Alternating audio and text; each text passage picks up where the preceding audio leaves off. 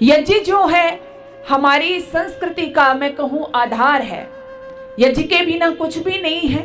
आज प्रमुख समस्या पर्यावरण के लिए भी परेशान है, सरकार परेशान है, लोग परेशान है। तो इससे बड़ा कोई साधन पर्यावरण की शुद्धि का भी बोलो नहीं हो सकता है। क्या? यज्ञ। लेकिन हाँ, उसमें थोड़ा सा हमें ध्यान देना होगा। आज हमारे वैज्ञानिक भी इस बात को मान रहे हैं कि ये जो यज्ञ होता है इसमें जो हम गाय का घी प्रयोग करते हैं, तो 1 तोला गाय का घी जब हम अग्नि में डालते हैं तो वो 1 टन ऑक्सीजन पैदा करके हमको देता है। गूगल पर सर्च कर सकते हो आप इस बात को।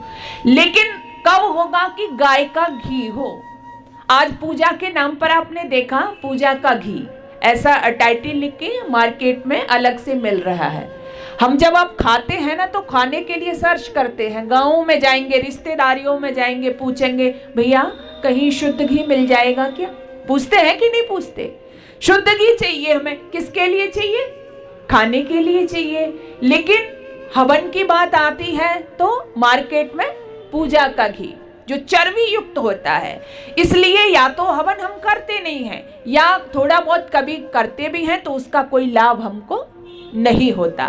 तो सबसे पहले परमपिता परमात्मा की भक्ति के लिए भी ऋषि दयानंद ने कहा कि जब परमात्मा की भक्ति करना, उनके समीप बैठना या उत्तम जो कर्म है उसको करना, यज्ञादि कर्म करना, इसके लिए क्या है कि उत्तम से उत्तम पदार्थ हम इसमें प्रयोग करें, उत्तम से उत्तम साकल्य हम इसमें प्रयोग करें, अच्छे वस्त्र पहने, हम स्नान आदि से निवृत्त होकर के हम इसमें बैठें तो उसका इतना ही लाभ होता है।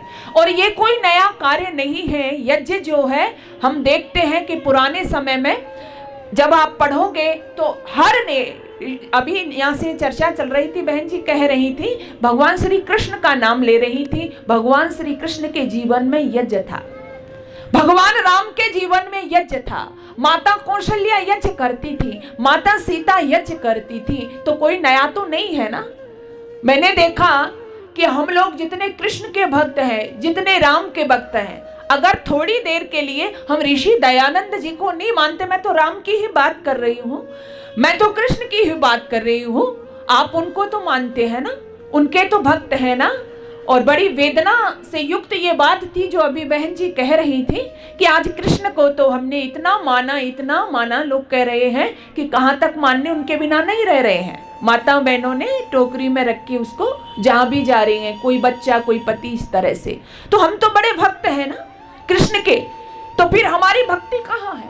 भक्त तभी तो होंगे जब उनके बताए हुए हम मार्ग पर चलेंगे, रास्ते पर चलेंगे। तो आपके जो कृष्ण है वो तो यज्ञ करते हैं, लेकिन आप तो नहीं करते ना।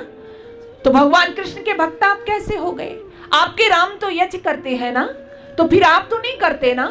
आपसे मतलब जो राम के भक्त अपने आप को कहते हैं, तो फिर हम कैसे राम के भक्त हो गए? रामायण को पढ़िएगा, रामायण के अंदर आपको मिलेगा कि रामचंद्र जी ने सबसे पहला युद्ध यदि कोई लड़ा तो किसके लिए लड़ा? किसके लिए लड़ा? यज्ञ के लिए। यज्ञ की रक्षार्थ उन्होंने यज्ञ की रक्षार्थ धनुष बाण उठाया और उन्होंने प्रतिज्ञा की थी जब विश्वामित्र उनको ले गए थे, निश्चरहीन करूं मैं भुज उठाए प्रण की, प्रतिज्ञा की थी उन्होंने। तो उनका जन्म भी यज्ञ से हुआ और सबसे पहला युद्ध भी उन्होंने यज्ञ के लिए लड़ा। तो जो मैं बात आपसे कहना चाह रही हूँ, हमारे जो ऋषि महर्षियों की है, हमारे जो महापुरुषों की है, केवल उनकी जय लगाने से, जयकारे बोलने से लाभ होने वाला नहीं है। हम उनके बताए मार्ग पर यदि नहीं चलेंगे तो कितनी भी जय जयकार करो, उनकी जय होने वाली नहीं है।